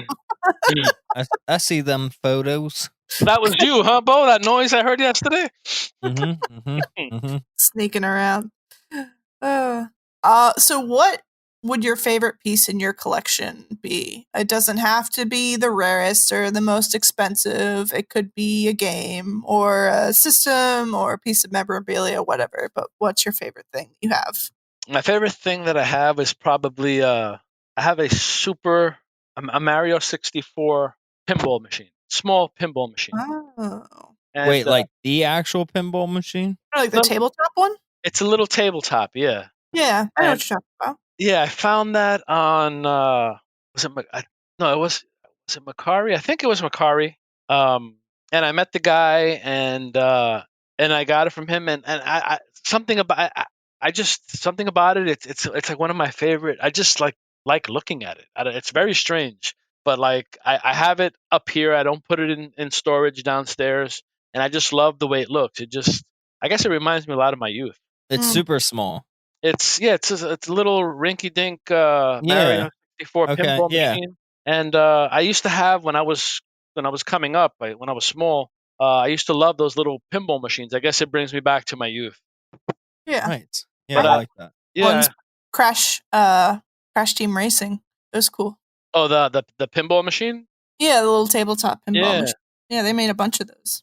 Those things are hella fun. Oh yeah. Love pinball. That was the only time I usually don't do like Macari or I don't know if I'm pronouncing that right, but Nobody actually knows how to pronounce it right. yeah, Macari Mercy. Mrr. and Mer. offer up. I don't do any of those things, but this one time I did it, and it was a good experience. I love that little pinball machine. How much did you buy it for? I think I bought it for I think it was like $50 or $60. Okay. Yeah, I'm seeing a few on Mercy for 50. Mercy. Yeah, it's like you have all this other stuff, but it's like the simplest thing. It's like Yeah. the Last Crusade, the chalice, of the carpenter.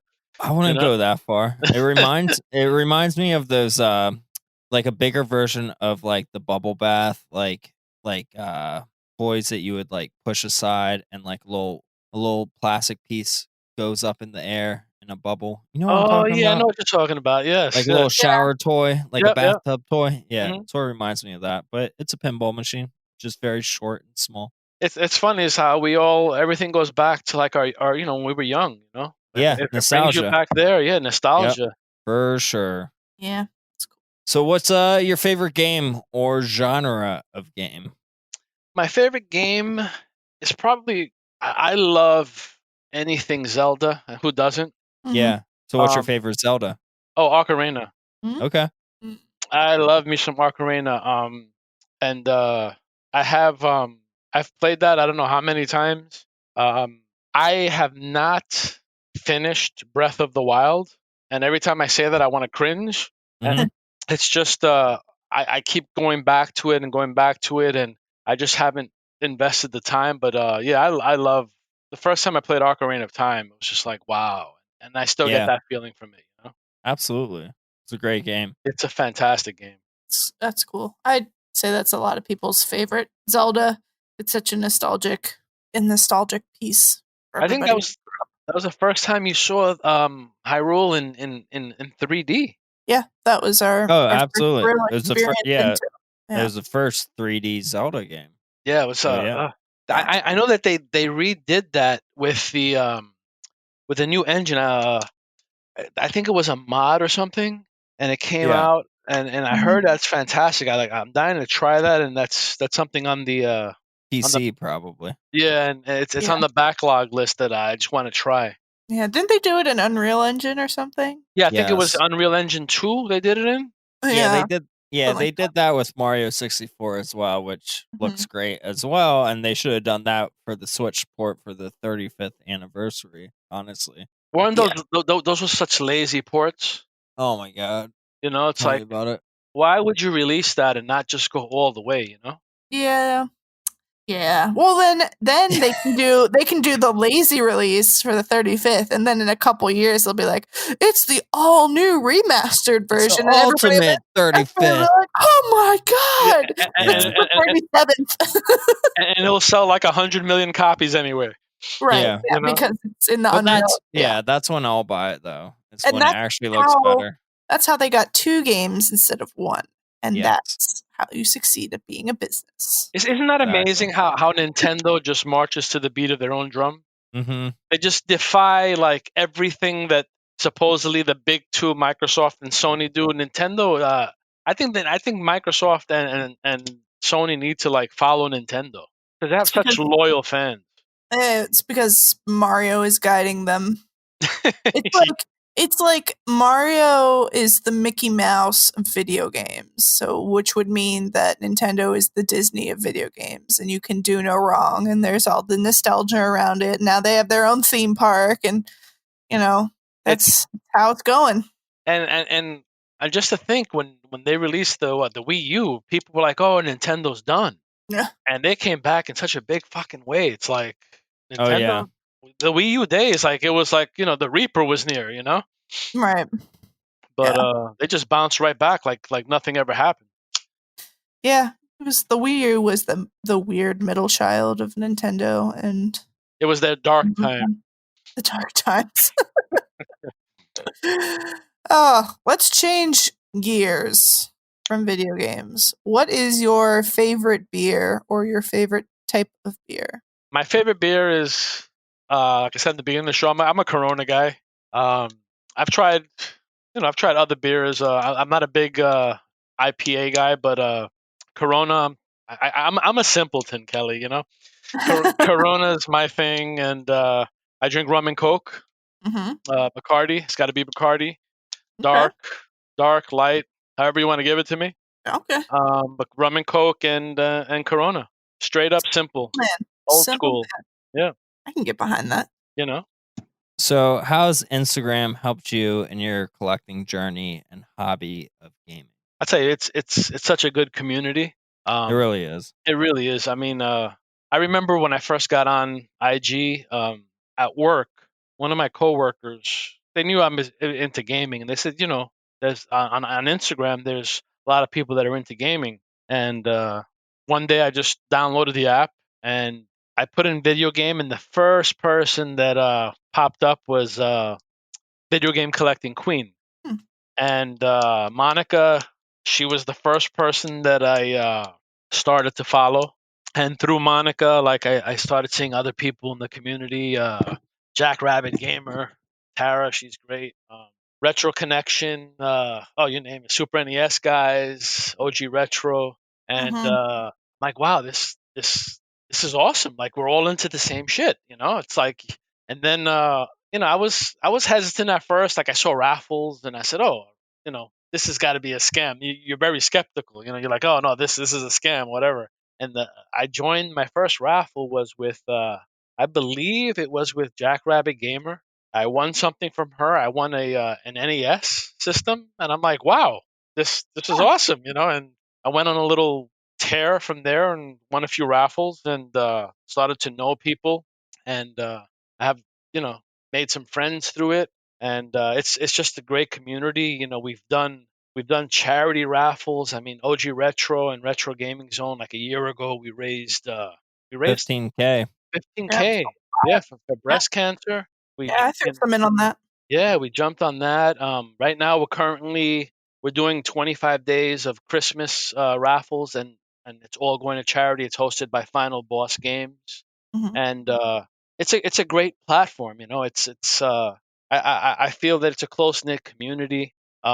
During this pandemic too, I mean, you couldn't do anything, so like I jumped on it even more, and I made a lot of cool friends through it, and I met a few people, and it's really awesome. It's that second family, It's and I've said this on my post before, but it's so true.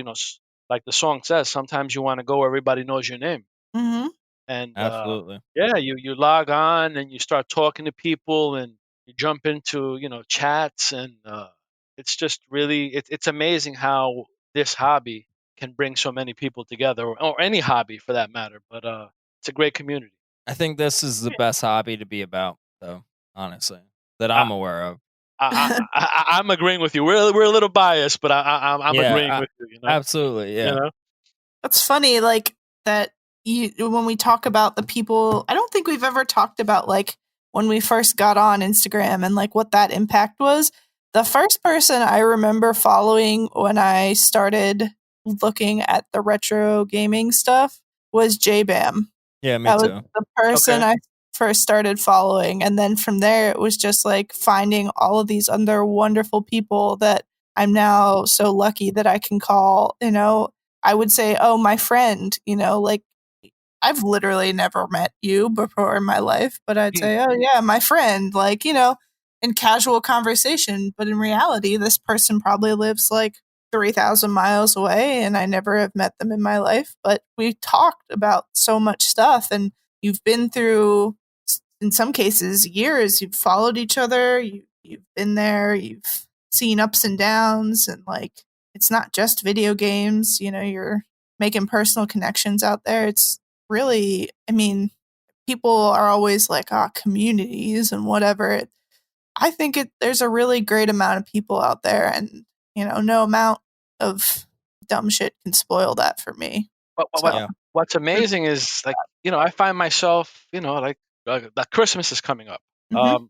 I go Christmas shopping for some people here on the gram, you know, Nice. and send them gifts, and Yeah, and it's like you said, it's community, and it might sound corny, but it's you're being introduced to people that are possibly like all around the world. I mean, I talk Yeah. to some people that are mhm. from Russia Yep. Yeah. on the gram, and it's just amazing. It's just amazing. Yeah. Our logo, our Precisely logo, was made by our buddy Adela from Hungary. Okay, And cool. yeah, I mean, he's amazing dude that I've sent packages to. He sent me packages back. Like, just amazing dude that doesn't care about anything besides making other people happy. And just recently, a friend on Instagram, a mutual friend of Adela's and mine, just a hipster girl. She's like a goth girl that does all these Instagram pics with like these beautiful Nintendo games and stuff. Hmm. She was talking about Conquer 64 and like all these like movies that are sort of intertwined with Conquers. Mm. And I was Okay. like, you missed Clockwork Orange. She's like, oh, well, I've never seen that movie. And I'm like, oh, I have a copy of it. Do you want it? And she's like, absolutely, I would love it. Here's my address, Uh-huh. Like I asked for her address, not like here's my address. Of course I want it. I asked for it. And she's from Brazil, I think. Okay. and Oh, I'm like, wow. God damn it. Like I did not expect this. $50 So I'm like, for what? shipping. What? Yeah, so it's like $15 for a $2 DVD, and I'm like, send me the pics of all the other games that you have for like GameCube, Wii U, and Wii, and I'll fill up a pound's worth that will be $15 shipping, and Mm. just send it your way for Christmas. That's awesome. That's awesome. Yeah, exactly. Like I just want to help people too, and it doesn't really matter where you live, but at the same time, it's like just let me know if you live in Brazil before I Agreed. ask you where you live. Yeah, Funny. really, Right? It was so funny that so for Thanksgiving, I remember I was like in the morning, I was just like relaxing. I was on my phone. I get a notification and on Instagram, and I was like, "What's going on here?" And it was so funny. My friend Dane of Your Existence, had made a like 6 slide picture of a bunch of people from Instagram photoshopped onto like Thanksgiving dinner tables. okay. Yeah, it's all that. And I had made it onto one of the slides, and I just was like, it just like made my. It was so stupid. Like it's the stupidest so thing, nice. and it probably took him like 5 minutes to make all these, and it was like, but it made my whole day. I was like, that's so funny. Like it's so kind, and like all the people on there were just super cool people, and it was just like, I'm touched to think that somebody who I've never met would think of me on Thanksgiving and put my face on a stock photo of a Thanksgiving dinner table. That's awesome, though. Isn't that great? I mean, you can't beat that. Yeah, it's the best. There's so many amazing people on here. I love it. I'm so thankful for it. It's a great platform. Oh, is it my turn to talk I think now? so. Yeah. I think it is. We went on a tangent. Mhm. I had to drink some more beer. So Raffle King, how many raffles do you think you have won at this point? What's funny is that I hated. I mean, I've relaxed with raffles because I mean, not for nothing, it can get expensive. Yeah. Yeah, it can get very expensive. There was a time where I was probably in like, I don't know, 25, 30 raffles a week. Oh my God. Yeah, and I mean, I was winning stuff, but I was also losing stuff. Yeah, I was also losing money, but I was on a little tear for a little while, and it's funny. I have a little story about that. And I remember one time I was in a raffle by OG Retro, and I had won. And he kept saying, "There's another raffle king who I think is truly the raffle king. His name is Cody T." Oh yeah. And me and Cody, during that time, a lot of people were like, comparing me to Cody T, and I'm like, who is this guy, Cody T? And we finally, spoke. And if there is a raffle king out there, it's this man right there. I mean, Cody wins everything. Like, and he's still doing it. I give him all the props in the world. I had a nice run, and after a while, I didn't want to be known for that. I think that's when I started trying to take better pictures and stuff like that. I wanted to be known for iHognut, not Raffle King. Mhm. And I think that worked. But it was a nice little run, and I enjoyed it. I'm not gonna lie. I mean, I've made a list of the stuff that I've won, and I haven't updated it in a while. But I mean, I've won systems. I've won. I mean, you name it. I've won maybe a closet full of stuff. Yeah. And it was fun. It was great. And but I just want to be a little bit more. I want to have a little more substance. Yeah, I can see that. No? Raffles they can add up after a while. They can add up tremendously after a while. Yeah, but you definitely have a lot of luck for sure there. If you are winning so many, that's nothing to stick your nose up at. It's people have they message me and say, "What do you do?" And I said, "This is what I do. My favorite numbers." And people know this: 6, 12, and 21. And for a while, like I got so many, like every time I joined a raffle, those numbers were taken. I was like, "Shit, I shouldn't have said nothing." Yeah. But yeah, that was 6, 12, and 21. Those were my favorite numbers, and they were good for a while. That's stupid luck. So does your raffle luckiness transfer over to lottery luckiness? Jesus Christ, I wish, I wish. If it did, there's a lot of people I share it with because I actually people message me saying, "Lou," and we've done this. Me and a few people from IG. We went in and we played $3 each on like a Mega Millions, and it's hysterical. But I wish. All right. Sorry for the long pause. Making Sam do so much work. Uh-oh. Sam, take this out. Sam. Yeah, because you covered a bunch of that, Kelly. All right. So since you were a day one adopter of the PS5 and Xbox Series X, Mhm. you're liking both of them, but in your opinion, which one is better? Like, which one would you have bought if you could only buy one? Right now, I probably would have bought the PS5 because I mean everybody knows the PS5 PlayStation has been about exclusives, and I am a huge God of War fan, and they gave that little teaser God of War Ragnarok that is coming to PS5. I mean, just for God of War alone, I have to have a Sony system. I just love God of War, but I Love it feel too. Yeah, God of War. I mean, it's just stupendous. The series, the Kratos is like larger than life. Such a great character. One of these days, I have to, and I've actually spoken to a few people on Instagram about it. I have a Kratos collection that spans, I think it's 4 crates. I actually have the Blades of Chaos made by United Cutlery, the steel Blades of Chaos. I have everything. I have Oh, everything. What? Yep, and they're life size with the chains. Kratos could do no wrong. Can you But do a video of using those? uh, you can actually like chop like trees and wood with it. They're Can you steel. please do that? I Yeah. want to see a video of him like chopping up a carrot for dinner with like With the Blade of Chaos. Yeah, or just some Everybody shrubbery just stand outside. back. Stand back. I'm dangerous. Yeah.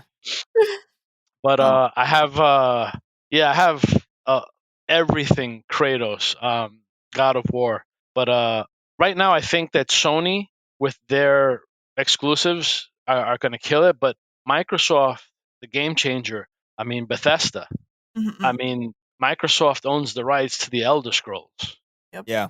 I mean, if Microsoft has hinted that they're not going to make that an Xbox exclusive, but that's got to be bullshit. You're going to spend, I think they spend, was it 2 billion with a B on Yeah. purchasing Bethesda, and you're not going to make the Elder Scrolls an exclusive. That's I find that hard to believe.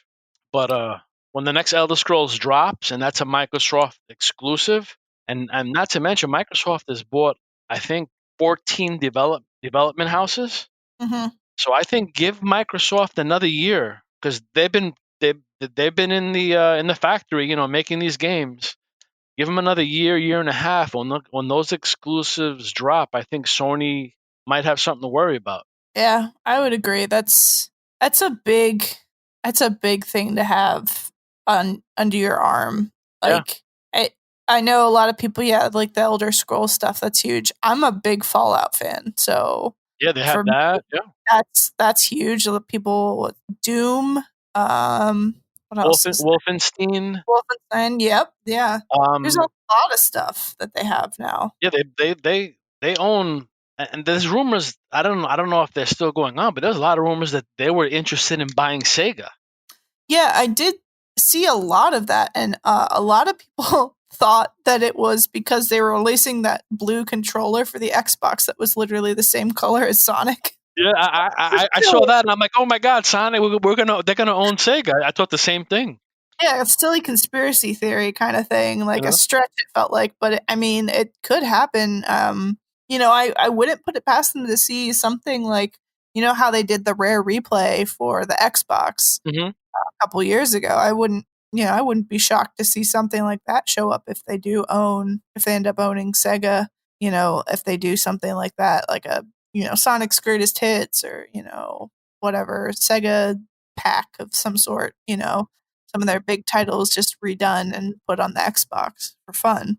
A lot of people seem to also forget that. I mean, Sony Sony is killing it with their PlayStation, but that's like the majority of their income. Yeah. Microsoft has money. Microsoft. I mean, I So think much money. yeah, Microsoft. I mean, right now, I mean, the Game Pass is also killing it. I'm a physical person, but somebody gave me 3 months of the Game Pass on the code.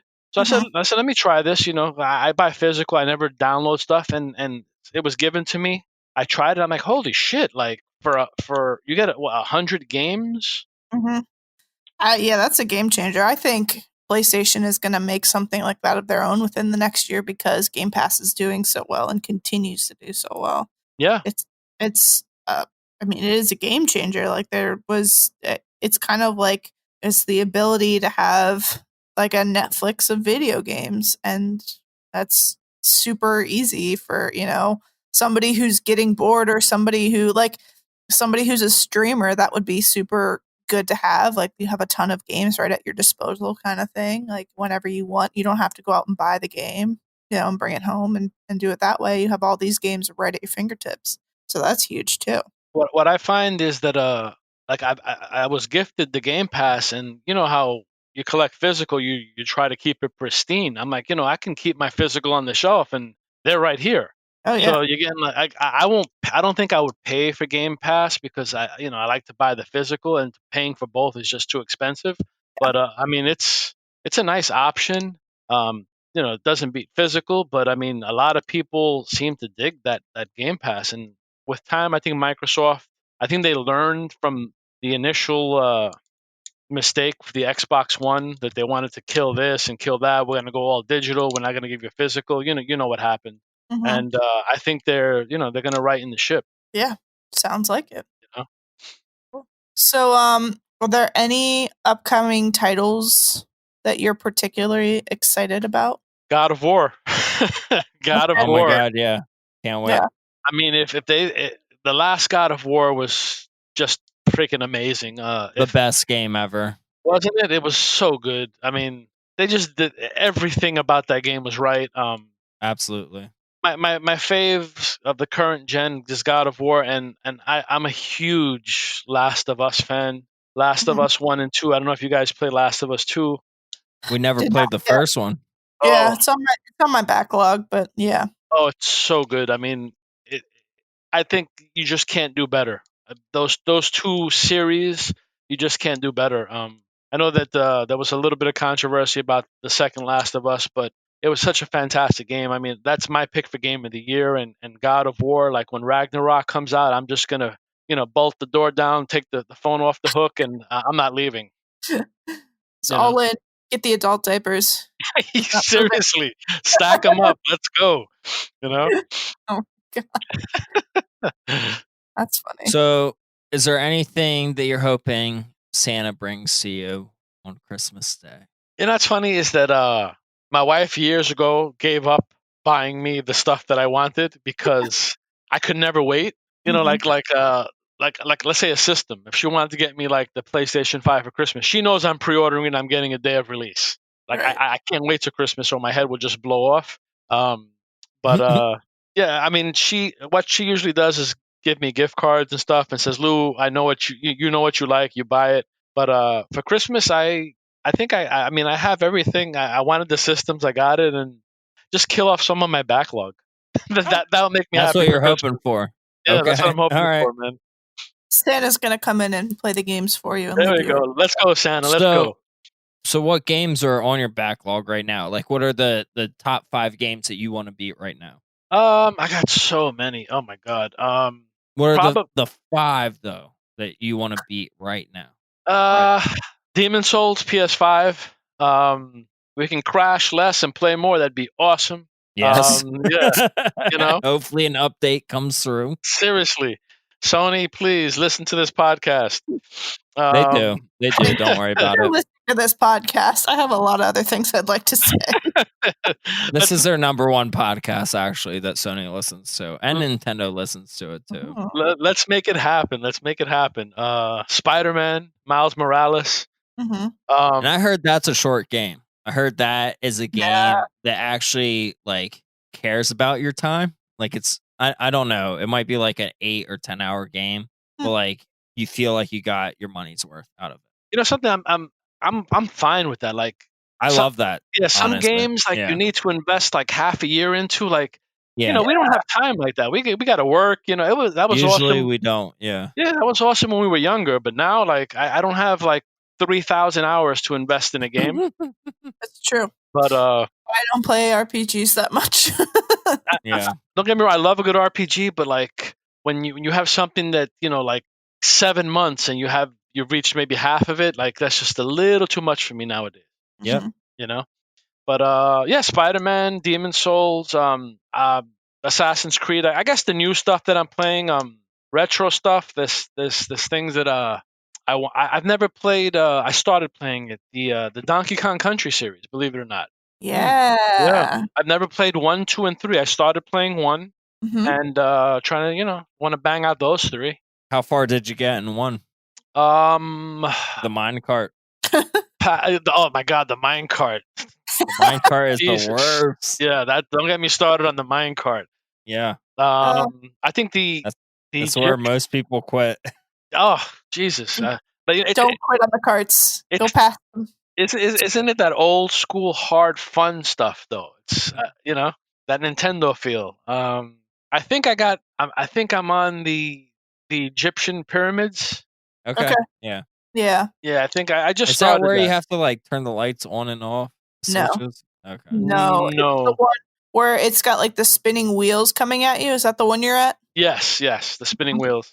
That's like the end of like this, I guess, the second world technically. Yeah, I haven't started. I just started it recently, but I'm like, I'm looking at it. I'm like, I haven't played Donkey Kong Country. Like, what the hell's wrong with me?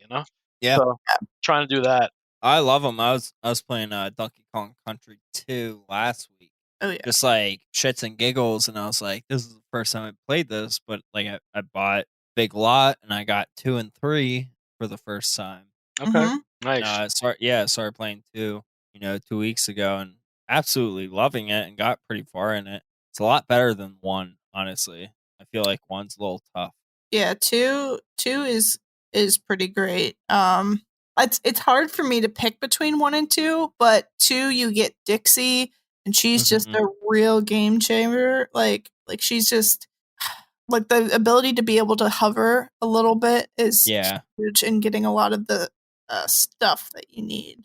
Yeah. Nice. Yeah, I definitely want to. It's funny how you look at your retro stuff and like that's such a you look at stuff you're like, wow, I never played this. Like, Oh, you know, absolutely. yeah. Or I've never beat it, Oh, I've never beat Like, it. Yeah. yeah. Honestly, I think Ocarina of Time is a game I've never beat. Pretty Oh, positive I've never beat it. Yeah. that was I used to have this little notebook and I forgot. I don't know what the hell I did with it over the years, but I'd give endings like 1 to 5 stars, and Mhm. that notebook.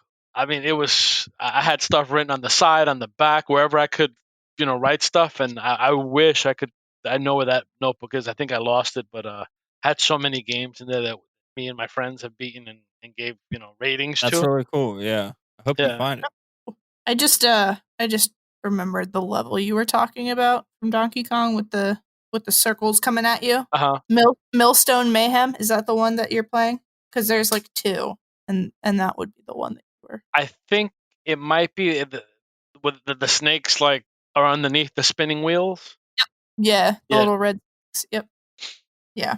But it's funny. I'm having a conversation with somebody on IG, and they were talking about Donkey Kong, and that's where I was like, "Wait a minute! I've never played this shit. Let me get on it, And that's where I started playing it. But there's a few retro games that I have to jump on. But if we only had the time that we had when we were Absolutely. younger, right? Yep, for sure. Well, speaking of retro video games, the final question: Yes, ma'am. if you could remake a retro video game, which one would it be, and what would the remake look like with updated graphics? Okay, there's 2 games that I would love to see redone. The first one being, and this is I think a treasure that Capcom forgot about, Ghost and Goblins. Okay. I All would love right. to see Ghost and Goblins with the what is it? The Streets of Rage. The new one is Streets of Rage 4 or 5. I'm not sure. I think it's 4. Four. I think you're right. With that engine, that graphical style. Mm-hmm. I'm sorry. There's 3 games: Ghost and Goblins with that engine, or Contra: The Alien Wars with that engine, with that cartoony style. Somehow bring back those Mode 7 graphics, Mm-hmm. and I would love to see those 2 games remade because they're treasures. I think they're. I know there've been other Contra games, but the Alien Wars I think was the best Contra, and Okay. I just the Alien Wars were just balls out like let's fight. It was awesome. The Alien Wars is still awesome, and Castlevania. I would love to see Castlevania be redone, Which and one? the first one. Mm-hmm. Uh, not Nintendo. yeah, not a new one, just Castlevania redone with the God of War engine. Now think about this. Whoa. Oh my God. Think Jesus. think about just think about Castlevania with the God of War engine. Those Wow. cinematic set pieces with the Mummy. With My Mhm. with brain just exploded. I mean, I think about this and like God, make it happen. You know, That'd be cinematics. insane. Wouldn't it be upgraded whips like the way Kratos upgraded his axe, upgraded whips, cinematic set pieces with the Mummy, with the Reaper? I think that would just be mind blowing. Yes, it would be. It great. was so mind blowing that whatever was on my mind on the game that I did not write down, I fucking forgot. So damn. Yeah, I mean, let's get Castlevania back and let's put that on the grand scale, you know. Yeah. But Holy shit. yeah, I don't know what That'd they're be doing. awesome though. Yeah. Oh, Like to see what's the main character of Castlevania? Simon Yeah, to see Belmont. like Simon like Simon fucking Belmont. whip that shit, fucking oh my god, everything. Picture those God of War cinematics in the Castlevania world. Yeah. He'd whip that shit and you'd feel that whip come in and out. Oh, awesome stuff, man. Yeah. You know. But those three, the Castlevania, Ghosts and Goblins, Contra Alien was coincidence, huh? They're all Super Nintendo. That's pretty good. I like. I think. How about you, Kelly? Yeah. How about you? So when I saw this question, I immediately went over to my shelf and I started looking, and my eyes also gravitated towards Super Nintendo. I feel like you could take almost any of the Super Nintendo era games and remake them, and I think it would be fantastic, which made it difficult for me to try to pick. But I thought about, my initial thought was Turtles in Time, Nice. but make it look like River City Girls Okay. that came out. So it's like super bright and kind of fun, and still there's like a little bit of animation to it, but like, you know, it's still a good game. So that's kind of what I thought of first. And then I was thinking about Dynamite Cop and how that absolutely needs The best game ever. absolutely needs a Fun remake. game. Absolutely. So I mean, just kind of tweak the graphics a little bit, just make it look presentable, and just straight up bring the same thing out. But then I really thought about it, and I was like, zombies ate my neighbors. Oh, you took one of mine. Really? Oh, I'm Yeah, sorry. absolutely. Oh, Yeah. she looked at your notes, Beau. No, Asher did not write any of this down. Yeah, he didn't write any of this down. No, I was thinking about it because I thought, like, what a fun game, like for the Super Nintendo. Now, imagine if you had that now as a child. Like, Yeah. imagine if a 8-year-old kid was playing that now, and they could hop online and play with their friends, and it was like almost kind of like a first-person shooter kind of. Oh, like that would be awesome. I mean, it's sort of like Fortnite. Like you could make Right. it so big. I was going to say, almost like Fortnite or like a Minecraft kind of feel, Yeah. where you're like walking around and exploring Where this there's open space. 4 to 24 players. Right. And there's so many neighbors that you have to find. There's so many zombies that you have to kill. Mm-hmm. And that's everyone awesome. gets, That's awesome. Yeah, right. Like I'm all about the Zombies Ate My Neighbors type of remake. They need to bring it back. I think so. I think it would be the perfect game to bring in. I think that you could do a ton to change it, but also keep it the same. Like, you know, like it would be very similar feeling, but with like a whole new spin on it that would make it like make kids want to play it and make that next generation want it. That's a great pick. Yeah. That's mine. Yeah, I would have chosen that. Or obviously my favorite game that I haven't talked about in a long time is Earthbound. And I would love to see a remake of Earthbound. Literally the same game, but like they did on Link's Awakening for the Switch. Okay. Where it's those 3D, like not sprites, but like 3D nice little caricatures. Just like little animated characters, you know, but Earthbound, just exactly how Earthbound story was. And then the battle scenes are like a trippy 3D graphics version of that. If you've ever played Earthbound, you know that the background's always like this crazy, like trippy thing. That trippy Weird noises. Yeah, weird sounds going on. But all that, but 3D, you know. I don't know. Isn't it amazing how many franchises just kind of went the way of the dodo? Like they just kind of forgot about. Yeah. Well, so It's with the Mother series, like it has a long standing behind it where especially with Mother 3, there was a lot of like weird things that they didn't feel like they could port over to the West. where like the fairy mothers or whatever were transsexuals, or not necessarily.